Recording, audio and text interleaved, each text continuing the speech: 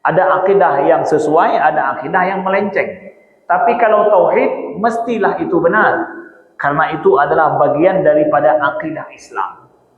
Jadi bicara masalah tauhid adalah bicara masalah kita meyakini bahwa Allah satu-satunya yang berhak disembah, selain Allah tidak berhak untuk disembah, dan meyakini dengan seyakin-yakinnya tanpa keraguan sedikit pun bahwa Allah sajalah Tuhan yang maha sempurna, yang kesempurnaannya tiada batas, dan tidak menyerupai Allah dengan sesuatu apapun.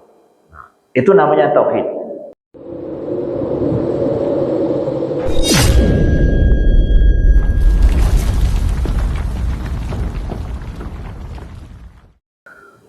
Bismillahirrahmanirrahim.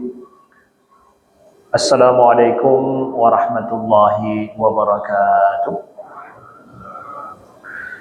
Alhamdulillahi rabbil alamin, wahdahu la syarika lahu wa la syai'a yu'jizuhu wa la ilaha ghairuh.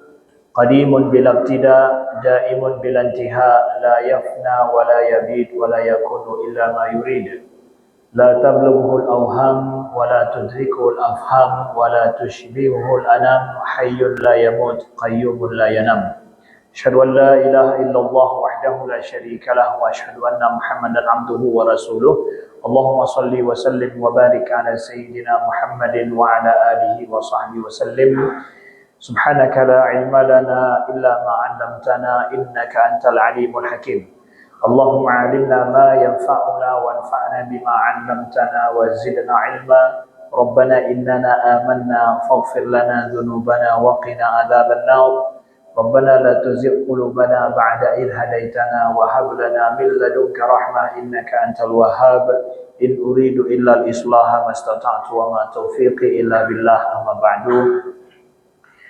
Hadirin sidang jamaah salat maghrib dan isya Masjid Baitur Rahman, Lok Semawe yang Allah muliakan. Alhamdulillah, mari sama-sama kita meniatkan i'tikaf di masjid, meniatkan menunggu salat isya berjamaah bersama, kemudian meniatkan untuk menuntut ilmu, meniatkan untuk bertadabbur kepada Allah, meniatkan untuk menjauhkan diri dari perbuatan-perbuatan yang tidak berfaedah di luar sana. Dan kita juga meniatkan bersilaturahim ya satu sama lain ya, duduk bersama dengan kaum muslimin dan muslimat, di mana kita duduk bersama untuk sama-sama berada di dalam kebaikan. Insyaallah banyaknya niat-niat kebaikan yang kita niatkan ini, ya insyaallah akan berlipat ganda pula pahala yang akan kita dapatkan. Amin ya rabbal alamin. Pada pertemuan kali ini dan juga sampai besok subuh, kami akan membawakan tema kita tentang fatwa-fatwa akidah. Kami merasakan perlu untuk membahas tentang masalah fatwa-fatwa akidah, tentang pertanyaan-pertanyaan seputar ilmu tauhid dan ilmu akidah yang ditanyakan kepada guru-guru kami di Al-Azhar, ya, yang kemudian dijawab oleh guru-guru kami dan itu dibukukan dalam sebuah kitab. Dan saya bawakan kitab ini dan saya merasa berkewajiban juga untuk menyampaikan isi daripada kitab ini, bernama Fatawa Al-Aqidah Al-Islamiyah. Ini ditulis oleh guru saya sendiri, bernama Profesor Dr. Muhammad Said Ahmad Al-Musayyir. Beliau mengajarkan saya dan kami di Al-Azhar. Memang saya belajar langsung dengan beliau mulai dari S1 sampai S2, dan ketika S2 Allah izinkan beliau menjadi pembimbing tesis saya, ya, pembimbing tesis saya. Tapi takdir Allah, setengah jalan beliau membimbing saya, membimbing kami, Allah panggil beliau kembali kepada Allah Subhanahu wa taala. Itu sangat menyedihkan bagi kami karena banyak sekali ilmu yang kami dapatkan dari beliau, dan beliau menjadi kontributor terhadap fatwa-fatwa akidah di televisi Mesir mewakili daripada Al-Azhar. Jadi sosok beliau sangat dikenal di Mesir ya, sebagai sosok ulama Azhar yang pakar di bidang akidah, dan juga beliau pakar di bidang fikih. Jadi itu salah satu model ulama akidah. Jadi kemampuan keilmuannya bukan cuma masalah satu bidang, tapi berhubungan dengan bidang-bidang yang lain juga. Orangnya kecil, pendek, ya, tapi ilmunya sangat luar biasa. Ya. Ini dan Allah izinkan juga kami tinggal di kampung beliau. Jadi di Mesir saya tinggal di kampung beliau. Saya bertetangga, ya, dengan beliau tanpa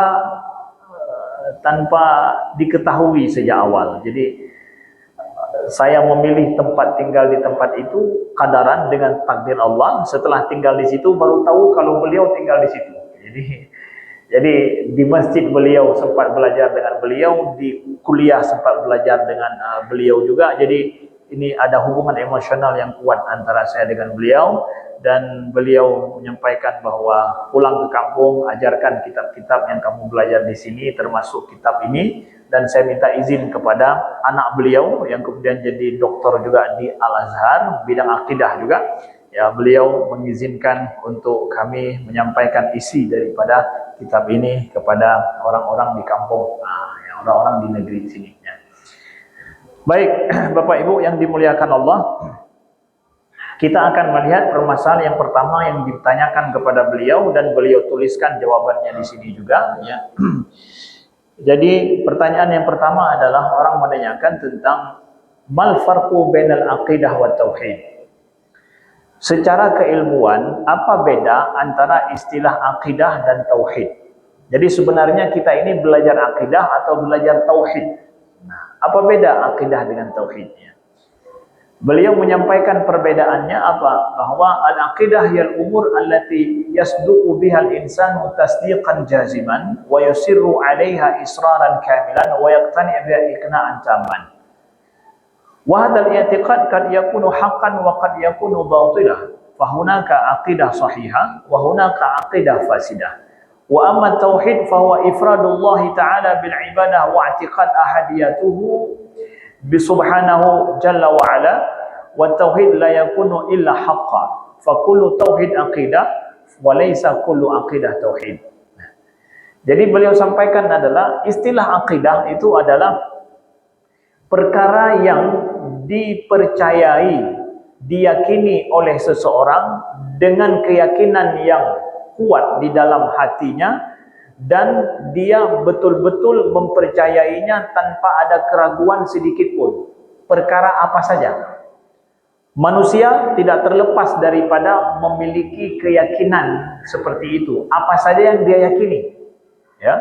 Manusia semua punya keyakinan seperti itu. Maka keyakinan terhadap sesuatu secara kuat tanpa ragu sedikit pun, itu namanya akidah dalam bahasa Arab. Maka akidah itu boleh jadi benar, boleh jadi salah. Ada akidah yang benar, ada akidah yang salah. Karena keyakinan orang macam-macam. Orang Hindu punya keyakinan, dia punya akidah Hindu. Orang Muslim ada akidah Islam. Ya. Orang bermacam-macam agama, orang percaya dengan seyakin-yakinnya terhadap suatu perkara. Tapi kalau tauhid, istilah tauhid itu adalah istilah yang dipakai untuk menyatakan tentang akidah di dalam Islam. Ini tauhid ini adalah perkara akidah di dalam Islam. Bahwa tauhid itu keyakinan seorang muslim terhadap Allah, yang bahwa Allah sajalah yang berhak untuk disembah, dan meyakini bahwa Allah adalah Tuhan satu-satunya yang memiliki segala kesempurnaan, yang tidak menyamai Allah itu dengan sesuatu apapun. Itu namanya tauhid. Maka tauhid tidak ada istilah batil. Tauhid itu pasti benar. Sedangkan akidah ada benar, ada salah. Istilah akidah ada akidah benar, akidah salah. Ada akidah yang sesuai, ada akidah yang melenceng. Tapi kalau tauhid mestilah itu benar. Karena itu adalah bagian daripada akidah Islam. Jadi bicara masalah tauhid adalah bicara masalah kita meyakini bahwa Allah satu-satunya yang berhak disembah, selain Allah tidak berhak untuk disembah. dan meyakini dengan seyakin-yakinnya tanpa keraguan sedikit pun bahwa Allah sajalah Tuhan yang maha sempurna, yang kesempurnaannya tiada batas, dan tidak menyerupai Allah dengan sesuatu apapun. Nah, itu namanya tauhid. Maka dengan demikian boleh kita katakan, kalau tauhid itu pasti akidah, tapi tidak semua akidah itu tauhid. Gitu ya. Kalau tauhid pasti akidah, akidah yang benar. Tapi tidak semua akidah itu tauhid. Nah, jadi lebih umum istilah akidah itu. Maka dari sini beliau menyatakan bahwa kita dapatkan dalam Al-Quran Allah berbicara tentang akidah yang benar. Contoh ayatnya dalam surat Al-Baqarah, Amanar rasulu bima unzila ilaihi min rabbihi wal mu'minun kullun amana billahi wa malaikatihi wa kutubihi wa rusulihi la nufarriqu baina ahadin min rusulihi wa qalu sami'na wa ata'na ghufranaka rabbana wa ilaikal masir. Rasul beriman dengan apa yang diturunkan kepadanya dari Allah, dan juga orang-orang mukmin juga beriman. Semua mereka beriman kepada Allah, malaikat, kitab-kitabnya, rasul-rasulnya, dan kami tidak membedakan satu pun daripada para rasul-rasul itu, dan mereka berkata sami'na wa ata'na, ya, kami mendengar dan kami meyakini. Ini contoh akidah yang benar, akidah sahihah yang ada dalam Al-Quran, ya. Dan di sana ada juga akidah syirik. Allah menyebutkan dalam Al-Quran akidah manusia, tapi akidah salah, akidah syirik. Apa itu? Dzalikum bi annahu idza du'iya Allah wahdahu kafartum wa yusyrak bihi tu'minu. Ini Allah menceritakan tentang keyakinan orang-orang kafir, ya. Di dalam surat Ghafir ayat 12 Allah berfirman, dan yang demikian itu kalian apabila diajak untuk menyembah Allah satu-satunya, kalian kafir terhadap Allah. Tetapi ketika diajak untuk menyekutukan Allah, kalian itu beriman. Ini Allah menceritakan orang kafir. Kalau diajak menyembah Allah, mereka kufur terhadap Allah, tidak mau, mereka mengingkari. Tapi ketika diajak menyekutukan Allah, mereka ikut dan beriman dengan kesyirikan itu. Ini adalah model akidah yang salah. Ya, beliau sampaikan. Jadi ada ayat dalam Al-Quran menceritakan manusia punya i'tikadnya salah, ada i'tikad yang benar. Ya. Afabil batili yu'minuna wa bi ni'matillahi hum yakfurun. Apakah mereka beriman dengan yang batil dan dengan nikmat Allah mereka kufur? Kata Allah. Jadi orang-orang kafir itu dengan yang salah mereka beriman, dengan yang benar tapi mereka kufur. Nah, maka di sini kita pahami istilah iman juga. Iman itu ada iman yang benar, ada iman yang salah, ya kan? Tadi itu Allah menyatakan kepada mereka, afabil batili yu'minun. Apakah orang-orang itu beriman kepada yang batil? Nah, jadi iman itu ada yang batil juga.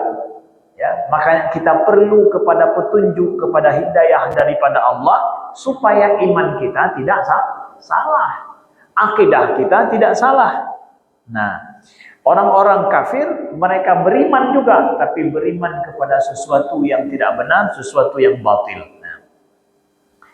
Innal ladzina yakfuruna billahi wa rusulihi wa yuriduna an yufarriqu bainallahi wa rusulihi wa yaquluna nu'minu bi ba'di wa nakfuru bi ba'd wa yuriduna an yattakhidhu baina dzalika sabila ulaika humul kafiruna haqqan.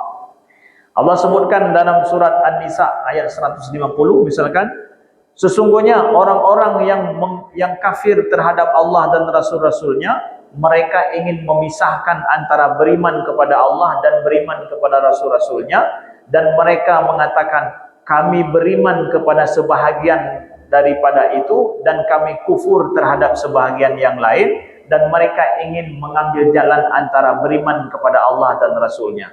Ulaika humul kafiruna haqqan. Mereka itulah orang kafir yang nyata, kata Allah. Jadi orang-orang kafir itu mereka beriman memisahkan antara beriman kepada Allah dan Rasulnya. Kalau diajak oleh Nabi Muhammad, kalian beriman kepada Allah, oke, kami beriman pada Allah. Ikut Nabi Muhammad, oh enggak. Ya. Kalau ikut Nabi Muhammad enggak. Kalau percaya pada Tuhan mau. Kata Allah, yang seperti ini mereka beriman memisahkan antara Allah dan Rasulnya, ulaika humul kafirun haqqa, mereka ini orang kafir yang nyata, kata Allah. Jadi ada orang beriman tapi imannya salah. Jadi dalam Al-Quran Allah sampaikan dua macam seperti itu, ya. Jadi itu adalah untuk kita pahami. Jadi ada istilah akidah, ada istilah iman, ada istilah tauhid. Kalau tauhid, pasti istilah dipakai dalam Al-Quran, tauhid itu adalah sesuatu yang benar. Tidak ada salah dengan tauhid. Maka kita bertauhid kepada Allah, hanya meyakini hanya Allah satu-satunya yang berhak disembah, dan meyakini bahwa sesungguhnya kesempurnaan itu semua milik Allah, tidak sama Allah dengan sesuatu apapun. Nah, begitu juga tentang masalah akidah. Akidah ini istilah yang dipakai oleh para ulama abad kedua. Jadi kalau dicari, Ustaz, adakah istilah akidah dalam Al-Quran, dalam hadis Nabi? Secara lafaz akidah tidak kita dapatkan. Itu istilah yang dibuat oleh para ulama pada abad kedua. Jadi dipakai istilah tersebut. Seperti kata-kata fikih. Fikih itu menjadi sebuah ilmu, itu dibuat oleh para ulama pada abad kedua selanjutnya. Nah, begitu. Lalu kemudian kita melihat pertanyaan yang kedua, apa yang dimaksud, ya, madza ya'ni lafdud din indama naqul hadza dinullah, ya. Ketika kita mengatakan dinullah, ya, apa yang dimaksud dengan dinullah? Nah, kita dapatkan banyak ayat dalam Al-Quran Allah menyatakan agama Allah. Itu apa maksud agama Allah atau dinullah? Ada sebahagian orang mengatakan bahwa dinullah itulah yang benar kita ucapkan, sedangkan kalau agama Allah itu jangan, tidak boleh diterjemahkan. Ada sebahagian orang menganggap seperti itu. Kami menganggap bahwa tidak ada salahnya mengartikan dinullah dengan agama Allah dalam bahasa kita, bahasa Melayu, ya. Karena ada kemiripan makna din dengan makna agama, itu ada kemiripannya. Karena din dipakai untuk sesuatu yang benar, juga dipakai untuk sesuatu yang salah. Agama juga dipakai untuk agama yang benar, agama yang salah. Allah berfirman misalkan, lakum dinukum waliyadin. Lakum dinukum, bagi kalian agama kalian, waliyadin, dan bagiku agamaku. Jadi agama kalian, din kalian itu salah, waliyadin, agamaku itu yang benar. Jadi din ini boleh dipakai untuk sesuatu yang benar, ya, sesuatu yang salah juga, ya, sebagaimana dipakai dalam Al-Quran. Cuma ada kelompok di dalam kelompok kalangan umat Islam yang mengatakan kun agama Allah, kun agama Allah, yang betul dinullah, terjemahkan. Kami melihat ini terlalu berlebihan. Ya, Allah saja pakai din ini untuk sesuatu yang bukan agama Allah juga dipakai din. Nah, jadi apa maksud daripada ketika Allah berfirman dinullah di dalam Al-Quran? Contoh misalkan, idza jaa nasrullahi wal fath wa ra'aitan nasa yadkhuluna fi dinillahi afwaja. Dan engkau melihat manusia itu, mereka itu masuk ke dalam agama Allah afwaja, berbondong-bondong. Apa maksud dinullah itu? Jadi guru kami ini menceritakan, membahas bahwa ada 3 makna di dalam Al-Quran. Kalau kita ambil semua ayat-ayat Al-Quran, dinullah itu punya 3 makna. Yang pertama adalah bermakna tauhid. Yang kedua bermakna hukum syariat, ya. Yang ketiga bermakna ibadah. Jadi ada 3 makna. Kalau kita dapatkan semua ayat-ayat dalam Al-Quran, kita kumpulkan, makna dinullah itu punya 3 makna. Nah, ini juga nanti membuka pemahaman kita kepada sesuatu yang berbeda sekali, ya. Kita lihat ayat yang menyatakan bahwa dinullah itu bermakna akidah dan tauhid. Mana ayatnya? Ayatnya adalah yadkhuluna fi dinillahi afwaja. Mereka masuk berbondong-bondong ke dalam agama Allah. Maknanya apa? Mereka mentauhidkan Allah. Dari mereka kafir, kemudian mereka menjadi mukmin, beriman dengan Allah Subhanahu wa taala. Itu makna dinullah di sini. Ya. Ini ayat turun di akhir daripada hidup Nabi sallallahu alaihi wasallam, ya, yang sebelum Nabi wafat beberapa waktu kemudian, ya. Lalu ada juga makna yang disebut bahwa dinullah ketika disebutkan itu bermakna hukum syariat, hukum tasyri'. Contohnya mana? Contohnya di dalam ayat surat An-Nur ayat kedua. Allah berfirman, "Az-zaniyatu waz-zani fajlidu kullu wahidin minhuma mi'ata jaldah." Wanita-wanita yang berzina, laki-laki yang berzina, maka deralah mereka setiap daripada mereka itu mi'ata jaldah, 100 kali dera atau cambuk. Wala ta'khudkum biha ra'fatun fi dinillah. Dan janganlah berasa belas kasihan kalian itu, ya, menghalangi kalian daripada menegakkan dinullah, agama Allah. Ya, kata Allah. Jadi menegakkan, melakukan dera terhadap orang yang berzina, laki-laki ataupun perempuan, menghukumi orang yang melakukan dosa besar dan keji seperti itu, Allah sebutkan itu termasuk dalam dinullah, istilah dinullah. Ya. Jadi melakukan hukum itu termasuk daripada diistilahkan dengan dinullah, ya. In kuntum tu'minuna billah wal yawmil akhir, kalau seandainya kalian beriman kepada Allah dan kepada hari akhirat, kata Allah. Itu makna yang kedua daripada dinullah. Ada makna yang ketiga, afa ghaira dinillahi yabghun wa lahu aslama man fis samawati wal ardi taw'an wa karha wa ilaihi yurja'un, dalam surah Ali Imran ayat 83. Afa ghaira dinillahi yabghun, apakah agama selain, apakah mereka mencari selain daripada agama Allah, kata Allah, ya. Wa lahu aslama man fis samawati wal ard, padahal kepadanya lah berserah diri apa-apa, siapa saja yang berada di langit dan di bumi dalam keadaan terpaksa, sukarela ataupun terpaksa, dan kepadanya lah mereka semua akan dikembalikan. Jadi afa ghaira dinillah yabghun, dinillah dalam ayat ini bermakna apakah mereka menyembah dan beribadah kepada selain Allah. Padahal yang di langit dan di bumi semuanya tunduk patuh beribadah menyembah Allah dalam keadaan sukarela ataupun terpaksa, ya. Jadi bumi dan semua isinya yang selain daripada manusia itu semua tunduk patuh pada Allah. Kenapa mereka justru menyembah selain daripada Allah? Itu makna dinullah. Jadi dinullah dalam Al-Quran bermakna akidah tauhid, bermakna juga adalah pelaksanaan hukum-hukum syariat dalam kehidupan sehari-hari, begitu juga bermakna ibadah. Nah, lalu apa bedanya dengan disebut dengan Yaumuddin, Maliki Yaumiddin? Jadi Yaumiddin di situ maknanya apa? Kan din juga itu. Ini ada yang melencengkan istilah Yaumiddin ini, ada kelompok sesat namanya Millata Abraham.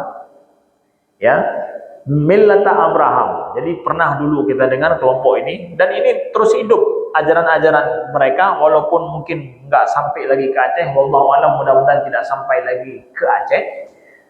Jadi mereka memaknakan Yaumuddin itu hari agama, ya, karena din itu agama. Jadi Yaumuddin, Malik Yaumiddin itu bermakna adalah yang memiliki hari agama. Nah, jadi menyahana ulama, menyahana yang seperti imam, jadi awalnya terjemah Quran ke magala-gala android. Jadi hari agama menurut awalnya hari agama pada saat ya berdirinya agama di dalam sebuah negeri sesuai dengan maksud ajaran mereka. Nyan baru Yaumuddin, baru sah Al-Fatihah, menyahana tendang agama lagi awalnya mohon, maka Al-Fatihah hana sah ternyuka. Menyahana sah Al-Fatihah berarti hana wajib semayang. Yang mana gitu lah. Mana orang-orang bawa semayang cukup pah kedua lagi nya. Manyo tafsir yang pahnya. Perti bawa semayang, mau bebas. Maka ini yang awam-awam hana memfaham apa tentang agama, ibu pernah tafsir Al-Fatihah li awaknya mengenal benda itu si putih bawa semayang itu. Jadi yaumuddin apa? Dijelaskan oleh guru kami di sini. Wal murad, ya, ad-din fi hadil ayat al-karimah murad bihi al-ma'na al-lughawi alladhi wal jaza' 'ala al-a'mal wal hisab. Makna din dalam bahasa Arab itu adalah al-jaza' wal hisab, perhitungan dan pembalasan. Jadi maliki yaumiddin itu bermakna adalah yang memiliki hari pembalasan, yaitu maknanya hari akhirat. Hari akhirat, Allah lah yang menjadi raja pada hari akhirat nanti.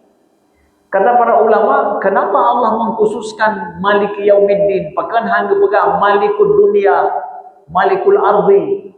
Kemana? Raja dunia. Ya, Allah hanya pegang langsung drone raja dunia. Yang raja dunianya soleh. Yang sebenar-benar, sebetul-betul raja dunia Allah kan? Raja langit Allah cik. Tapi kenapa Allah katakan maliki yaumiddin, yang memiliki hari pembalasan, raja nanti di hari pembalasan? Kata para ulama, kalau di dunia ini masih Allah izinkan manusia untuk mengatakan dirinya raja di sini. Akulah malik, malikul adil, malik macam-macam dan malik kan? Malik kan? Malik-malik apa? Nama Malik Mahmud, nama Malik Mazmum, macam-macam lah ya. Malik mandum ya. Idonya mentang gebi izin oleh Allah kendro Malik, merasa bahwa dia memiliki sepetak tanah, suatu daerah, kawasan. Tapi hari akhirat tidak satu orang pun diizinkan oleh Allah untuk menyatakan dirinya Malik. Hanya satu-satunya Malik nanti adalah Allah Subhanahu wa taala, hari pembalasan hari akhirat kelak. Ya.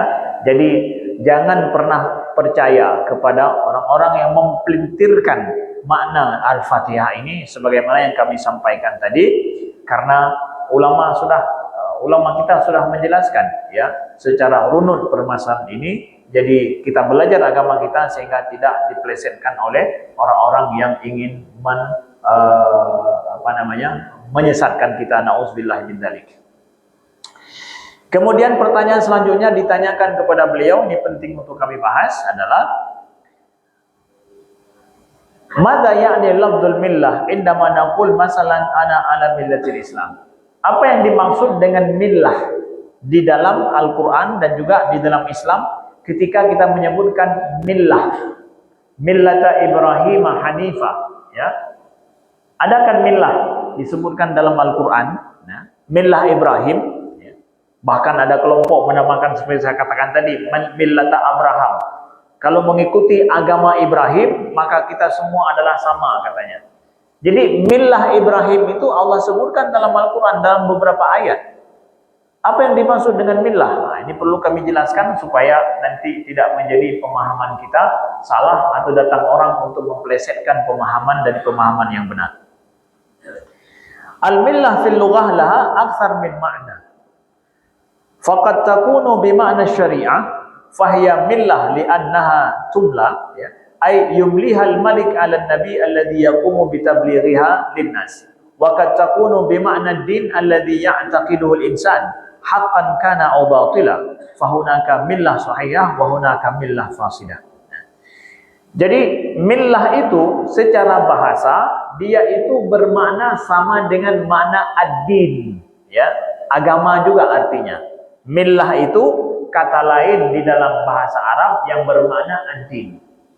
Millah ini dipakai untuk istilah keyakinan agama yang benar dan juga dipakai untuk keyakinan agama yang salah. Kedua-duanya memakai istilah millah. Kita dapatkan dalam ayat Al-Quran. Misalkan dalam surat Al-Kahfi, dalam surat Yusuf, perkataan Nabi Yusuf ketika beliau berada dalam penjara. Apa kata Nabi Yusuf? Inni taraktu millata qaumin la yu'minuna billahi wa hum bil akhirati hum kafirun. Ya. Sesungguhnya aku meninggalkan millata qaumin, agama suatu kaum ya, yang mereka tidak beriman kepada Allah dan mereka kafir terhadap hari akhirat. Jadi Nabi Yusuf menyatakan bahwa beliau meninggal ada kaum, ya, beliau ketika masuk ke dalam penjara, beliau tinggalkan kaum yang mereka itu millata qaumin. Mereka punya agama, tapi agama kaum tersebut mereka tidak beriman kepada Allah dan tidak percaya pada hari akhirat. Itu millah kaum itu. Jadi ini millah yang salah berarti. Ya.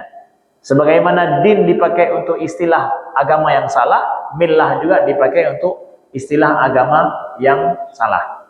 Kemudian kata Nabi Yusuf, wattaba'tu millata abai Ibrahim wa Ishaq wa Yaqub wa ma kana lana an nusyrika billahi min syai'. Lalu Nabi Yusuf mengatakan apa? Wattaba'tu, dan aku mengikuti millata abai, millah ayah-ayahku, agama ayah-ayahku, yaitu Ibrahim, Ishak dan Yakub. Berarti ini agama yang benar. Tadi agak millah kaum salah. Ini millah abai, millah ayah-ayahku kata Nabi Yusuf. Apa itu? Millah Ibrahim, agama Nabi Ibrahim, agama Nabi Ishak, agama Nabi Yakub. Ini agama yang benar. Jadi satu ayat ini menceritakan bahwa ada dua macam kepercayaan yang disampaikan oleh Nabi Yusuf. Ada orang kafir terhadap Allah dan hari akhirat, dan ada millah di sana, millah yang benar, yaitu millah agama Nabi Ibrahim, kemudian diturunkan, diwariskan kepada Nabi Ishak dan Nabi Yakub yang menjadi ayah langsung daripada Nabi Yusuf.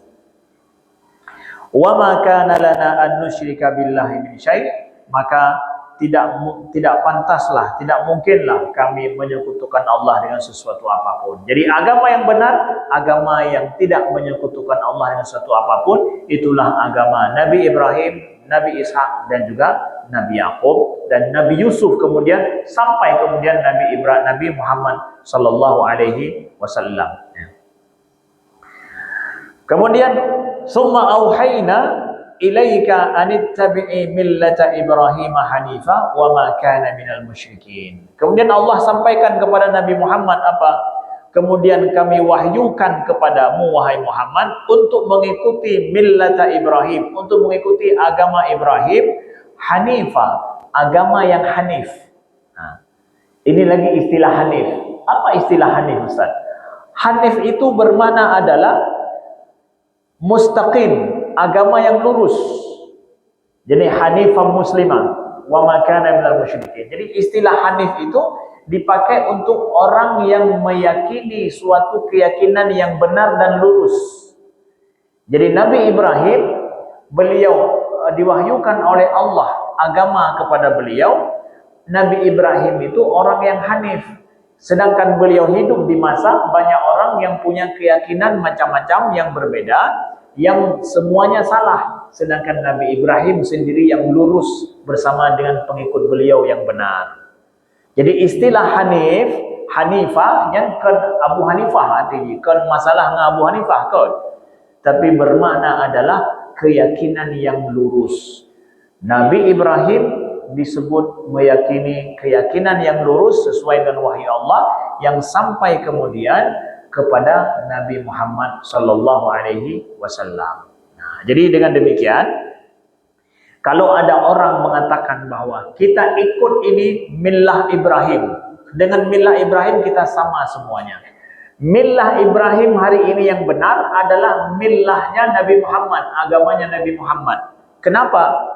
Karena Allah sampaikan bahwa kami wahyukan kepadamu wahai Muhammad, auhayna ilaika, untuk anittabi'i millata Ibrahim, untuk mengikuti agama Ibrahim.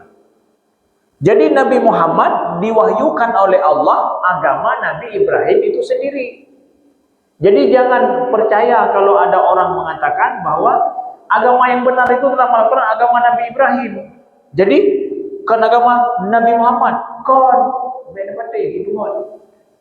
Allah katakan Allah telah mewahyukan kepada Nabi Muhammad agama Nabi Ibrahim itulah yang diwahyukan kepada Nabi Muhammad, itu terusan daripada agama Nabi Ibrahim.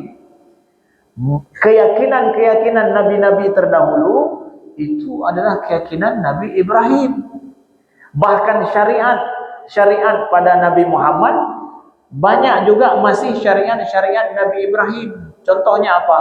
Khitan itu disyariatkan pada Nabi Ibrahim, dan nabi-nabi setelahnya Nabi Muhammad juga disyariatkan khitan bagi laki-laki. Begitu juga tentang masalah haji. Haji kita itu semua syariat Nabi Ibrahim. Sejak Nabi Ibrahim sudah ada syariat untuk pergi haji, dan ada tawaf, ada wukuf, ada melempar jamrah. Itu pada masa Nabi Ibrahim sudah ada. Nabi Muhammad meneruskan syariat Nabi Ibrahim itu. Makanya kan sering kita dengar, pada masa katanya dulu Nabi Muhammad di Mekah, itu orang-orang Quraisy tawaf. Orang kafir Quraisy tawaf di Mekah, di Ka'bah, kan begitu. So pernah tawaf awaknya. Itu syariat Nabi Ibrahim memang sudah diamalkan dia. Cuma kamu campur lawak ke hanali butoi dengan talah kamu campur lawak. Mereka tawaf di Ka'bah itu pada masa sebelum diwahyukan pada Nabi Muhammad, mereka tawaf dengan telanjang bulat, tidak pakai baju. Anak pakai baju awaknya. Pakai menan, ibegah bawa baju awaknya kan baju yang gleh, kan baju hasil daripada pekerjaan yang baik. Karena menyetawah bak Ka'bahnya mesti baju yang terpakai, baju yang gleh hasil daripada usaha yang bahasanya adalah yang baik, halal bahasa kita. Karena awaknya hanya yakin dengan baju yang awaknya belau, yang awaknya pakai adalah hasil daripada pekerjaan yang baik, makanya itulah baju tawaf dalam kondisi laginya. Padahal syarat tawaf tidak boleh buka aurat. Itu syariat Allah. Ya, syariat Allah. Jadi sampai kepada Nabi Muhammad banyak syariat Nabi Ibrahim. Termasuk syariat Nabi Ibrahim itu adalah kata Nabi membersihkan bulu-bulu, ya. Bulu kemaluan juga, bulu yang lainnya, itu juga syariat Nabi Ibrahim. Membersihkan kuku-kuku kita itu sudah ada sejak syariat Nabi Ibrahim dulu. Orang Muslim bersih luar dalam, okay gleh, ya, hanju kuto okay, ya. Pada saat tanya takalon jamun masa undo na mungkin awai dan takalon abusi kita yang ladum okay lagi burung, ya. Mangkibang burung ho, ya. Itu bukan syariat Islam. Nabi Ibrahim saja sudah disyariatkan untuk memotong kuku, tidak boleh kotor kuku. Orang yang berperadaban bersih, ya. Nah, ya, begitu saudaraku yang dimuliakan Allah, ya. Mudah-mudahan berguna dan bermanfaat. Insyaallah kita sambung dengan topik-topik yang lain pada subuh hari nanti. Sekian, terima kasih. Wassalamualaikum warahmatullahi wabarakatuh.